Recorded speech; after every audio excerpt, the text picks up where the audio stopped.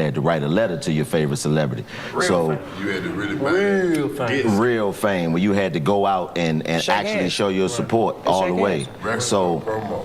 So being as though you didn't transition through all of these eras of, you know, celebrity, like which one do you think was the most beneficial to you as Snoop Dogg? I think the first one, because I come from the era that was created. The first one, the foundation, the Temptations, the fucking Miracles, James Brown, you know, all them types of motherfuckers, what they had to do to like the Chitlin circuit and the direct connect with the fans and going to radio stations at 6 in the morning with boogers in your eyes and this is radio station, we're sitting there live with, and hey y'all, what's going on? You want to win tickets to my show? Call up here right now, call number 15. Hey, what up? Is this Snoop Dogg? Yeah, what's up, dog? Oh man, I love you. Mama, get on the phone, it's Snoop Dogg. Like, that kind of shit. And then they get mama outside of the radio station. I'm outside right now. Go down there, meet her, take a picture, go get a plate of food. Now the community fucking with me. Cause it's real shit. We walking through the hood. We ain't sending no text, no visual experience, nigga. We personal. I know your mama, nigga. I know your sister. I know your little brother. I spent the night over here. Like that kind of shit where it's like, it's really real. It's a direct connect to where you feel like, this ain't my fan, this my family. God. It was family. That's why they still with me. You know what I'm saying? My fans have grown with me. Like, it's crazy to see my concerts when I got a mother, a father, a daughter, and a granddaughter. Like, generations. And they all with it. It's something for everybody in there. Now that you just said Doggy Land, I got something for the grandkids. All the now. way. Well, I can hit them with something like, you know, whoop, y'all take that. Kids, grandma, parents, enjoy this shit. Look, the nights are getting longer, but the breeze isn't the only thing that she gonna be feeling this stiff. That's right, this episode is sponsored by Blue Chew. Blue Chew is a unique online service that delivers the same active ingredients as Viagra and Cialis, but in chewable tablets and at a fraction of the cost. You can take them anytime, day or night, so you can plan ahead or be ready whenever an opportunity arises. Blue Chew tablets are made in the USA and prepared and shipped direct to your door in a discreet package. The process is simple. Sign up at BlueChew.com, consult with one of their licensed medical providers, and once you're approved, you'll receive your prescription within days in a discreet package. The best part, it's all done online, so no visits to the doctor's office, no awkward conversations, and no waiting in line at pharmacy. If you could benefit from extra confidence when it's time to perform, chew it and do it. Have better sex, and we've got a special deal for our listeners. Try Blue Chew free when you use your promo code 85South. At checkout, just pay $5 shipping. That's BlueChew.com, promo code 85South to receive your first month free. Visit BlueChew.com for more details and important safety information. And we thank Blue Chew for sponsoring the podcast. Hey, what's up? It's your man Carlos Miller. Sunday, January the 15th, we will be at the Seminole Hard Rock Casino for the Miami Comedy Festival in Miami, Florida. Me, some more, Bruce, Corey Holcomb, Lavelle Crawford, DC Young Flag, Tony Rock, Ryan Davis, and Mark Curry. Make sure you grab those tickets. Well, see, that's what I'm saying. Like, with you transitioning, how did you, with you having that type of experience, how did you not get jaded and still jump into the social media era without feeling like, oh, this shit lame, it ain't got the same experience? What made you see the value in what is going on today? Because you don't have to do it. You was a legend 25 years ago. So it's a nigga named Nick on my team, Nick Adler.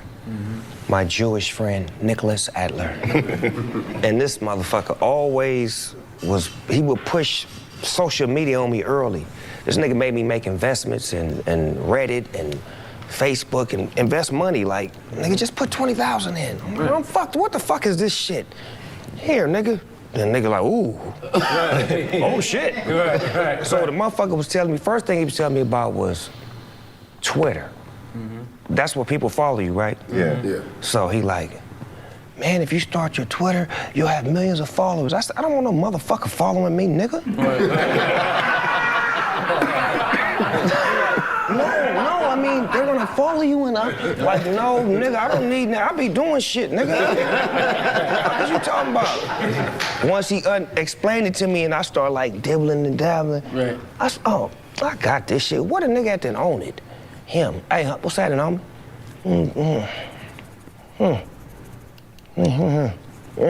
Let me tell them, hey, how you doing? Yeah. Then the thing come out, the Instagram thing come out. Right. He put me up on that. I'm like, man, oh, this is just pictures and shit in the beginning. You know, it was just pictures, right? Right, in the video came. Yeah, so this is just pictures in the beginning. Right. Just pictures. I'm like, man, this shit's so motherfucking goofy, nigga. This shit's so good. Nigga, look at this shit. I'm finna take a picture of carpet, nigga, and watch 30,000 motherfuckers like it. I just took a picture of the carpet. Right. 5 seconds later, 30,000 motherfuckers like it. I'm like, that shit goofy, cuz. Look at this shit. I can just post anything and niggas. And I said, oh, wait a minute. Yeah. I can just post some shit I'm selling, or some shit I want you to show up to, or some shit I'm promoting, or a positive message, or some shit I'm trying to get off. Then I start thinking like a businessman, like just maximizing like. Then the niggas from Instagram do an interview and say, hey man, our company was regular until one celebrity got behind it, and then we became a $100 million company. That celebrity was Snoop Dogg. Shoot, I done had that game though. I done had that game to get the piece of the pie. I need it. I done had a game to get a piece of the pie. I need it. See what I'm saying? Right. So now we know better. You knew better, you do better. Oh, So my. moving forward, to the brothers and sisters out there watching, when you valuable, know your value. Ask for equity. Ask for a piece of the pie. Don't just take that little snap back that they want to throw you up front. You want a piece of the pie to make sure that you're getting a piece of it after it continues to grow. If you grow a brand, you should be a part of the brand. It's real. It's real. Hell yeah. So Snoop, they always ask people on any interview who they want to smoke with. Everybody in the world want to smoke with Snoop. Who Snoop want to smoke with? Michael Jordan. Michael Jordan. I ain't never met We Michael make Jordan. shit happen. You ain't never on met Michael Snoop Dogg Jordan? ain't never met Michael Jordan. You ain't never met Mike? Shit happen. That's crazy. Hold the fuck up, man. You one of the You ain't most never met famous Mike? people in the fucking world. Got his shoes. Okay, well, nigga, you act like y'all know the nigga, nigga. You nigga know. You know the nigga ain't never met. I got the nigga shoes. I mean, nigga, you said James Brown pulled up on you, nigga. I would think you would know Michael Jordan. But hold on, this is why we putting this shit into the scope, bro. 'cause I saw Put it in the air and make it happen. I saw an interview where you said they wasn't gonna let you in London, and the Queen called down and told them to let Snoop Dogg. That's documented, cuz. They had, Why they ain't want to let you in, OG? man, I was fighting a murder case. Oh, shit. And I flew to London to do some shows. Right, while I was on trial. Right. So, as soon as I land, it's a motherfucking, the front of their magazine, like the biggest magazine in London is like the New York Times or some shit. They got a picture of me with a handcuff, with one cuff on, like this. With the Black Power fist? Nigga, this is a picture I took. But they took my picture and put it on their shit. So nigga up there with the cuff hanging on looking gangster as fuck, and it said, kick this evil bastard out. On the cover. London. In London. So as soon as I land, the interviewers racing up to me. What are you doing here? They don't want you here. And they say, hey man, leave me the fuck alone. I'm going to my room, man. Get up to the room. My publicity team like, you're good. The Queen just sent word that her grandsons love you and they're not gonna do anything to you because you didn't do anything over here. You're good. Her grandsons was William and Harry. Grandmama, you have to let him stay. Please. Hey, Mike. don't kick him out. Michael Jordan. nothing wrong. If you're watching this Michael Jordan, you gotta, hey, man. do you want of me? Mike probably do I like didn't know what the fuck they was talking about. Well, what kind of dog is it? I think he's split. Is it your puppy? It's a doggy. Is he coming here? You imagine what it was like when they first played the Queen Snoop music? Well, play me one of his songs. Okay, Granny. It ain't no fun. Oh, Lord.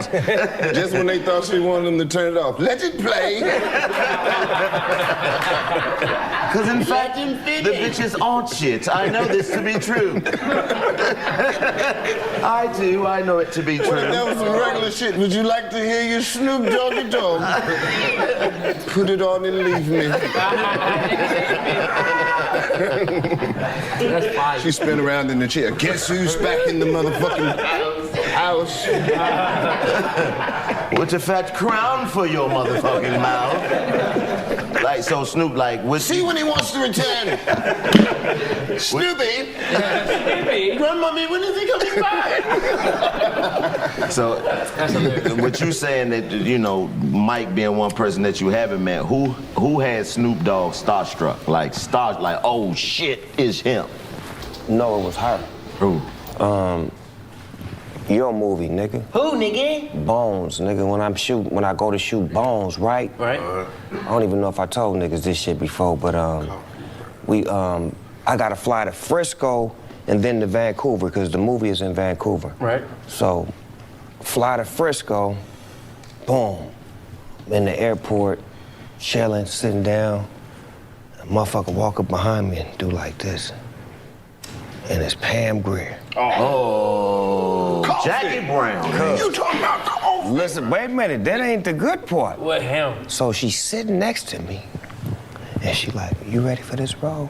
I'm like, yes, I'm ready, Foxy. So I said, give me 1 second. I'll go to the bathroom, nigga, and do this. Nigga, I can't make it up. Nigga, my security at the time had to come get me off the floor. Nigga, I'm in a nasty-ass bathroom on the floor, nigga. Nigga sweating, nigga, just like... I swear, cuz I'm like, nigga. You imagine a nigga walking in that bathroom? Hey, Snoop, what's up with you? What the fuck? Nigga said, what's wrong? I said, cuz, I just met Pam Grier, cuz. Pam Grier out there, cuz. Nigga put water on my face, I regroup, sit next to her. Nigga, me and her seats is side by side, nigga, she just, it's amazing the way she making me feel comfortable, cuz this is my first starring role. Right. I'm nervous, I'm shy, and then it's like, this is Pam Grier, cuz to you young niggas out there, what Holly Berry was to y'all 5, 6 years ago, you understand me? Right. Yes, Pam. Believe it, the queen of black exploitation, the queen. Come on now. So she had me rattled, man, and she comforted me though. She like took me back to the hotel and gave me a nice little meal and just gave me that conversation that I needed to have, cuz to feel comfortable on screen. Because I guess her seasoned veteranship showed that I wasn't, you know, ready like that. So she got me all the way ready, cuz Pam Grier had a nigga starstruck, cuz some real shit. Oh my God, man. That's a man sit in a bathroom.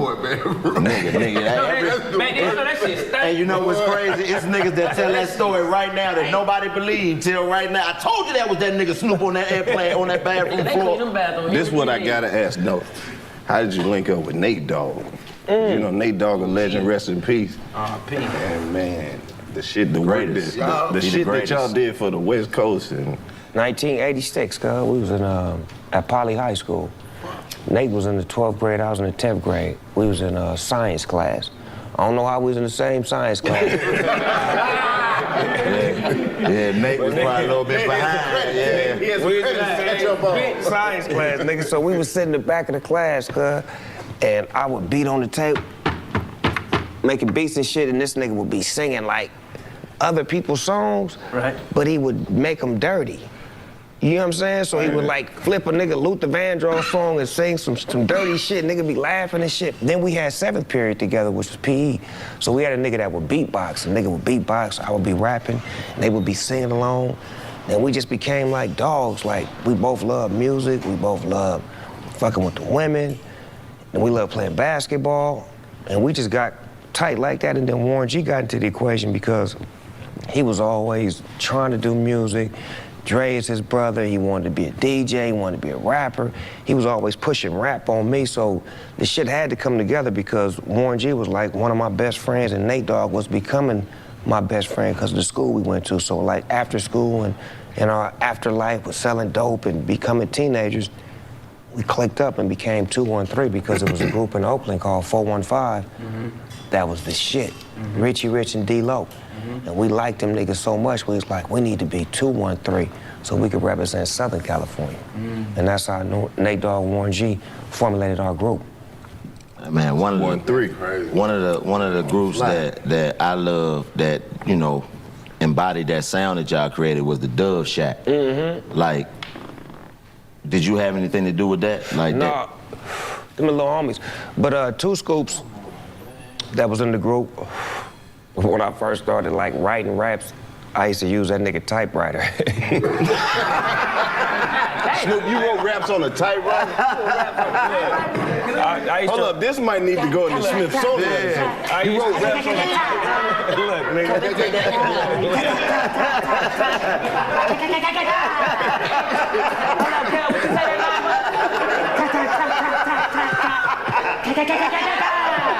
Damn, I fucked up. I gotta do this shit again. Hey, man, I fucked up. I put 2 E's in bitch.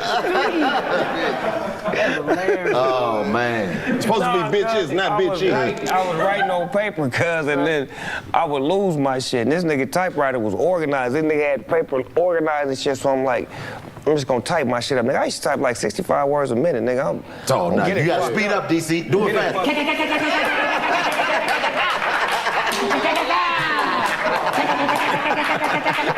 I'm surgical with this shit.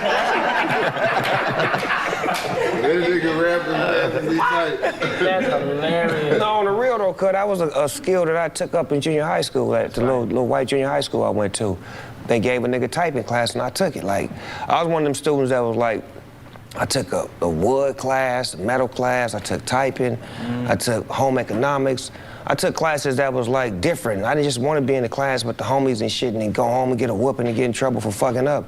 I was trying to pick classes that was like different and shit. And then some of them classes had some bad bitches in there too. So I'm looking to see where the bitches is at. Bitches in home economics. Right. I'd like to have home economics. Right. Can I try out for that?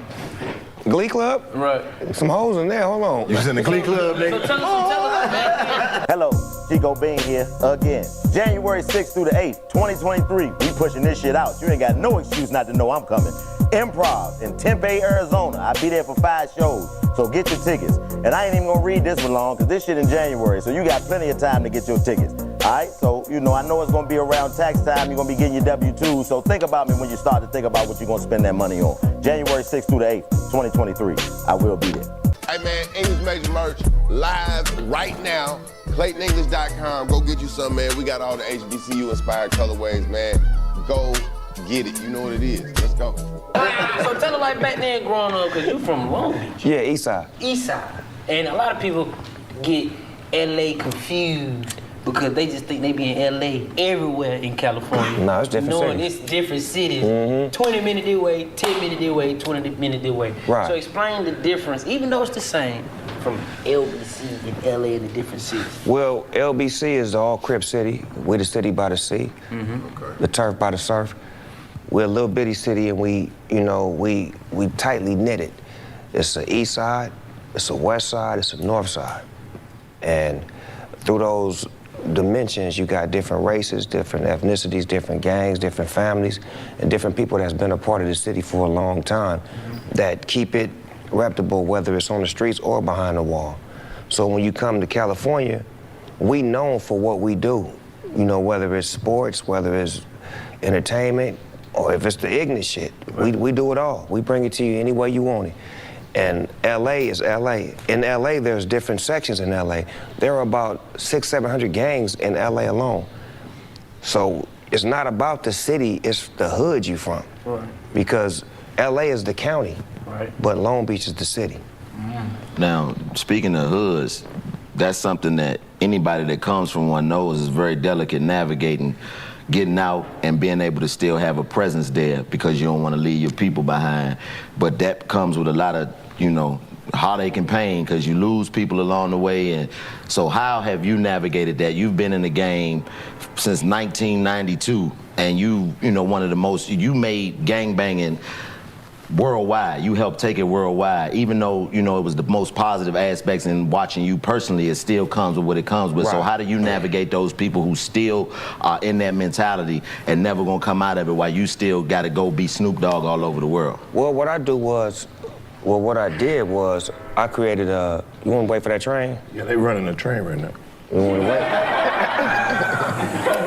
Why we ain't in there? No, I don't wanna be in that. Okay, all right, talk to me then. Too loud, that mother. You done went back to when you was on them porno movies, yeah? And we'll get to that though, I had them. Did you bring them new You made me forget the question when you brought up porno. No, it was just about you navigating, being from the hood, being one of the guys that was originally from your set and You know going what into it is? superstardom. If you follow my career, I put a group together called the East Siders, right? East side up, east side. Big Trade E, Trade E from Insane. Goldie Loc. Goldie Loc from 20 Crip. which is rivals. It's not rivalry, it's family. But it's tension and it's misunderstanding based off of old beefs and old shit that happened, but it's actually family. This is Long Beach. These are the biggest gangs in Long Beach. These are the gangs that run the city. And what I mean by gangs, I don't mean like terrorizing, I mean like organized structure. They do positive things, they do try to bring the hood together. So what I did was put the two MCs together to bring some peace. Because I knew that his homies would follow him, his homies would follow him, and if they got together, now they're gonna start to communicate and start, well, you know what, nigga, I don't really hate you. Nigga, nigga, you my cousin, you know that, right? Right. Nigga, my mama used to fuck with you, and then it's dialogue. Then it's not, pow. It's like, my nigga, let's just talk about it. Let's figure this shit out so we can find a way to try to be better. And through the music, that was my vocal point was music. So I can make it move in the hood by bringing on two homies that I know that are active, put them in a musical position to make music. But then negativity came with that because dog fucking them, he ain't giving them their money, he doing this, he ain't paying them. And it started that kind of shit. But at the end of the day, I stayed solid, stayed true to what I do. They had to see that I wasn't wrong, that I was right.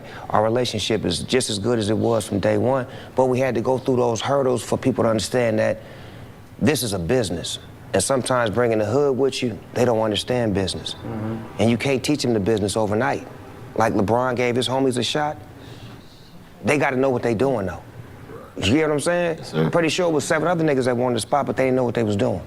You gotta know what you're doing when you get that position with the dog. Whatever business it is, it can't be gangbanging. We don't do the business of gangbanging. We do the business of peace, saving lives, and intervening into that type of shit. Right.